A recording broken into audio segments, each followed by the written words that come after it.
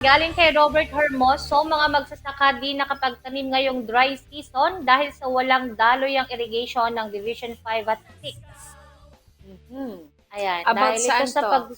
dahil din ito sa pagsasaayos ni Shane nitong siphon barrel dito sa Talavera, yung nasira.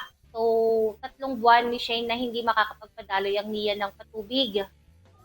So, ito ay apektado nito ay karamihan din ay sa District 1 ni Shane, District 2, ayan. So, maraming magsasaka po ang nakapagpunla na kasi. So, yung iba is, kumbaga, sabi nga nila, kasubuan na dahil nandyan na eh. May ilan naman na hindi pa nakapagpunla. So, um, sa ibang tanim sila nag-focus, which is pwedeng pakwan.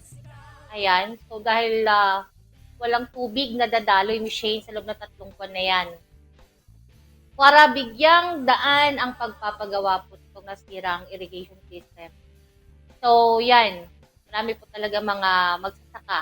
Maapektuhan, Oo, affected talaga. Hindi man lahat actually, Michelle, pero marami mga magsasaka affected.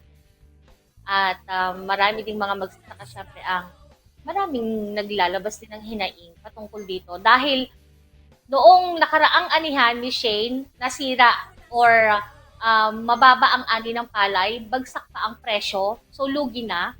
Tapos nagdaan pa yung sumunod na taniman ng pakwan, which is nasira din ng bagyong uwan. So, nalugi din ang karamihan sa mga magsasaka dyan. Tapos ngayon pa na kung kailan makakabawi sana yung mga magsasaka dahil mas mataas ang maaaring anihin sa panahon na ito, ay wala namang magiging daloy ng tubig. Kaya marami sa mga magsasaka natin ni Shane ang talagang dumaraing na paano sila babangon kung sunod-sunod na kalamidad ay nasira yung mga pananim. Bagsak ang presyo pagkatapos ngayon na kung kailan sila sana babawi ay wala namang magiging